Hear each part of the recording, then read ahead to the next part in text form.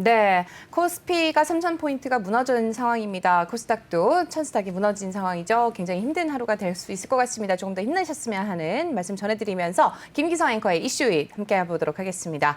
네, 첫 번째 이슈는요. 지금 세계는 인플레이션 위기에 크게 또 우려를 하고 있는 상황입니다. 그런데 지금 또 주말 동안에 미국의 인플레이션 지표가 나왔습니다. 설명을 먼저 들어볼까요? 네, 그렇습니다. 지금 글로벌 경제 관련해 가지고 대부분의 것들이 인플레와 연결이 돼 있다 이렇게 보시면 될 것 같은데요.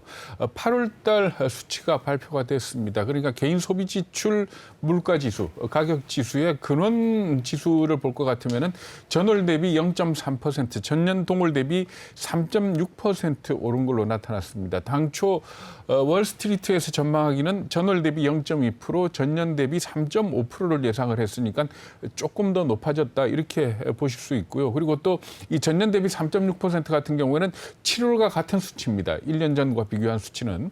그런데 이 3.6%가 굳이 따지자면 30년 만에 가장 높은 상황이다 이렇게들 얘기를 합니다. 그러면서 개인들의 소비 지출을 보면은 지금 예상에는 0.7% 늘어날 거다 이렇게 예상을 했고 7월에는 0.1%가 줄어들었었거든요. 그런데 네. 이게 0.8% 늘어난 걸로 이렇게 나타났습니다. 그러니까 전반적으로 지금 현재 수요와 공급을 놓고 볼 적에 수요 측면에서 볼 때 소비는 늘어나고 있고 그리고 소비자 물가 지수 그러니까 인플레이션은 예상보다 좀 더 높은 상황이 계속되고 있다 이렇게 보는 게 옳을 것 같습니다. 네, 지금 또 인플레이션 가장 큰 원인 아무래도 뭐 수요는 굉장히 늘어났는데 공급이 뒷받침되지 못하고 있기 때문이 아닐까요? 네, 그렇습니다. 우리가 앞에서도 잠깐 얘기했지만은 이 인플레이션 원인을 수요 측면 그리고 공급 측면에서 볼 수 있지 않습니까? 당초 그 팬데믹 종료가 될 것이다라는 기대가 있을 때는 수요가 폭발적으로 늘어날 것이다. 그러니까 보복 소비가 늘어날 것이고 재난지원금 같은 것들이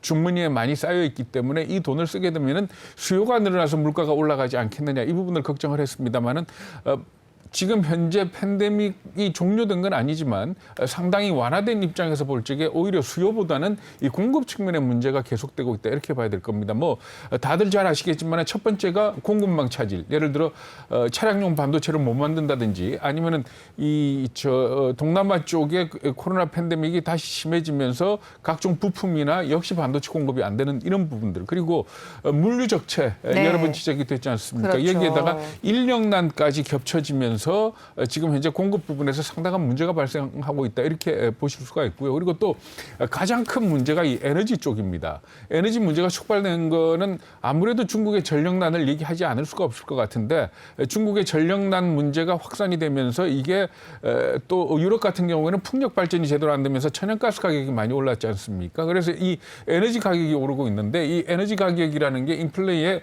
결정적인 영향을 미칠 수 있기 때문에 다들 긴장을 하고 보고 있다 이렇게 보시면 됩니다. 여기에다가 어젯밤에 오펙 플러스의 그 화상 회의가 있었는데 장관급 회의였습니다. 여기에서 좀 말하자면은 이 증산량을 좀 늘려가지고 이 아무래도 에너지 가격 상승의 압력을 갖다 좀 덜어주지 않겠느냐 하는 그런 기대를 했던 게 사실입니다. 그럼에도 불구하고 오펙 플러스는 11월 달에 증산량을 당초 예상대로 하루 40만 배럴로 그냥 그대로 유지하겠다 이렇게 발표를 했거든요.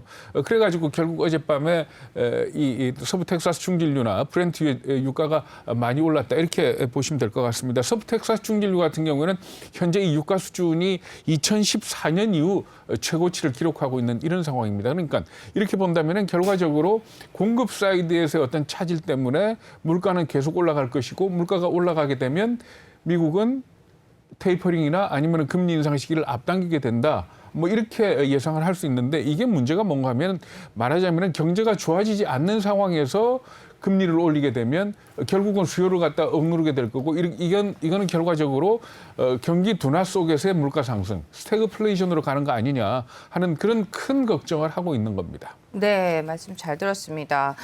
이어서 또 인플레이션에 대해서 말씀 나눠봤는데 또 중국의 전력난 얘기를 얘기하지 않을 수가 없을 것 같습니다. 이게 또 인플레이션을 또 그렇죠. 이제 부추기는 네. 계기가 됐다라는 얘기가 있거든요. 중국의 언론들 결국 중국의 전력난이 호주산 석탄 수입을 금지해서 그런 것이다 이런 입장을 표명하고 있죠. 그러니까 호주산 석탄 수입을 금지해서 중국의 전력난이 온 게 아니다라는 쪽으로 아니다 쪽인가요? 쪽으로 그 논리를 전개를 하고 있습니다. 아무래도 왜 그런가 네. 하면은 이 호주산 석탄 수입을 금지시킨 게 중국의 최고 지도부, 네, 뭐 그렇죠. 굳이 말하자면 시진핑 주석일 거 아닙니까? 그렇죠. 만약 중국의 전력난이 그것 때문에 비롯됐다 그러면 아무래도 네. 지도부의 책임론이 불거지는 이런 상황이기 때문에 아무래도 나름대로 논리를 피는데 그 논리가 어떤 식인가 하면은 제가 금요일 날도 잠깐 말씀을 드렸습니다만은 중국 전체 석탄 사용량의 한 10%만 수입을 합니다. 그러니까 네. 어떻게 본다면 그다지 많지 않고 이 아. 10% 중에서도 중국 언론들 얘기로는 호주산 석탄의 비중이 한 3%밖에 안 된다. 그러니까 그렇게 큰 게 아니고 인도네시아 쪽으로 수입선을 갖다 돌렸기 때문에 지금 현재에 말하자면은 중국의 전력난은 석탄 가격이 올라갔기 때문에 이런 상황이 빚어졌다 이렇게 얘기를 하고 있거든요. 네. 그런데 이 부분에서 좀 유의 깊게 봐야 될 부분이 뭔가 하면 그렇다면 석탄 가격이 왜 올라갔느냐 그렇죠. 하는 이 부분이거든요. 그런데 그럼요. 이게 석탄 같은 이런 원자재 같은 경우에는 조금만 부족하거나 조금만 넘쳐도 가격이 폭등하고 폭락하는 그런 특징을 갖고 있다. 이렇게 네. 보시면 되는 겁니다. 그런데 중국 같은 경우에 석탄 수입의 세계 1위 국가거든요. 그런데 이런 중국이 말하자면은 이 공급망을 갖다가 수입선을 갖다가 좀 재편한 거 아닙니까? 그러니까 호주산을 수입을 안 하고 인도네시아산을 수입을 하게 되니까 이게 시장을 흔들었다. 이렇게 보면 될 것 같습니다. 네. 물론 그런 과정에서 유럽 같은 경우에 이게 지금 현재 바람이 마음대로 그러니까 예상한 것만큼 안 불어가지고 그쪽에서도 전력난이 빚어지고 있지 않습니까? 네. 이게 복합적으로 작용한 그런 부분은 있긴 하지만은 결과적으로 석탄 가격이 올라가게 된 가장 큰 이유는 중국이 수입선을 갖다가 바꾸는 그 네. 과정에서 이런 사단이 벌어진 것 아니냐 이렇게들 평가를 하고 있습니다. 네, 말씀 잘 들었습니다. 뭐 석탄 가격 상승, 뭐 인도도 결국에는 어려워졌다 이런 얘기를 저희 앞에서 뭐 글로벌 브리핑 때도 전해드린 바 있습니다. 이 부분에 대해서 좀 짚어주시죠. 그러니까 마찬가지입니다. 그러니까 네. 지금 중국이 전력난을 겪는 이유는 재고가 부족하다 이런 얘기를 하지 않습니까? 그렇죠. 재고가 부족한 이유는 뭔가 하면은 석탄 화력 발전소 입장에서 볼 적에 지금 현재 가격으로 석탄을 사서 발전을 하게 되면 발전하는 쪽쪽 손해를 보는 네. 그런 상황입니다. 그렇기 때문에 결국은 이 석탄을 확보를 못하고 있는 그런 상황인데 인도도 마찬가지입니다. 인도도 지금 현재 석탄 가격이 많이 오르니까 이 발전소들이 석탄을 갖다 확보를 못하고 있는 그런 상황이거든요. 그래서 지금 세계 석탄 가격이 어느 정도 올랐느냐 하는 이 부분을 볼 것 같으면은 이 기준이 되는 석탄이 호주의 뉴캐슬 연료용 석탄이라 그럽니다. 이게 가격이 톤당 $200 정도 돼가지고 연초 대비해서 한 200% 정도 올랐다 그러거든요. 그러니까 발전소들 입장에서 볼 적에는 현재 전력 요금은 가만히 있는 상황에서 이렇게 비싼 석탄을 사다가 전력을 만들 수 없는 그런 상황이다 보니까 결과적으로 중국도 그렇고 인도도 그렇고 지금 현재 전력난에 봉착해 있다. 이렇게 볼 수가 있는 겁니다. 네, 어쨌든 뭐 중국의 전력난이 굉장히 심각한 상황인 거죠. 네, 그렇습니다. 중국의 한정 국무원 부총리라는 사람이 있습니다. 권력 순위로 아마 7위쯤 되는 그런 아주 상당히 힘 있는 사람인데 뭐라고 얘기를 했는가 하면 전력 공급 확보를 위해서 모든 수단을 총동원해라. 이렇게까지 얘기를 했습니다. 그러고 네. 보면은 사실 중국이 전력난을 겪는 걸 보고 일부 중화권 언론에서는 이게 무슨 좀 다른 꿍꿍이 속이 있는 거 아니냐. 그러니까 중국이 어려워져서 인플레를 갖다가 해외 수출하는 말하자면 동기여진이라 그러죠. 같이 물에 빠지자는 거 아니냐라는 그런 네네.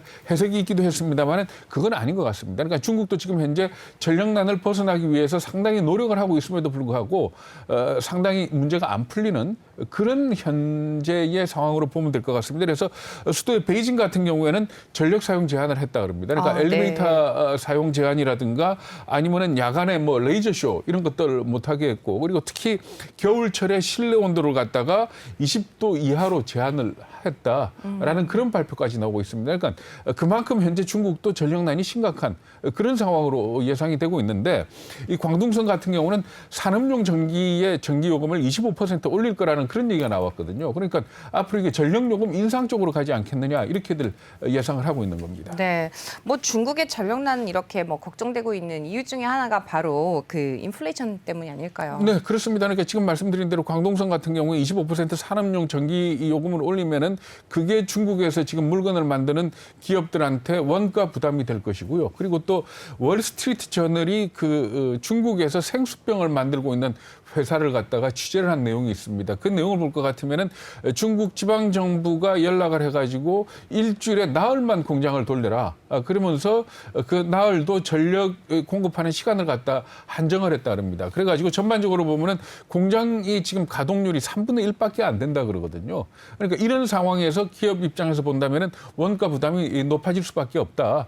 그러면서 이 CEO가 뭐라고 얘기를 했는가 하면 내년 봄쯤 해서는 미국에서 판매되고 있는 중국산 제품 가격이 한 15% 정도 올라가지 않겠느냐 이렇게 예상을 하기도 했습니다. 그러면서 이 노무라 증권의 수석 이코노미스트 같은 경우에는 뭐라고 예상했는가 하면 이런 전력난에서 비롯된 원자재 가격 상승 이런 것까지 다 합치게 된다면은 아마 세계 시장은 섬유라든지 기계 부품이라든지 하는 이런 부분에서 상당한 압박을 느끼게 될 것이다. 이렇게 예측을 하고 있습니다. 네, 이어서 세 번째 이슈 중국 얘기 하나 더 해보도록 하겠습니다. 헝다그룹 사태 지난주 내내 말씀 좀 드려봤습니다.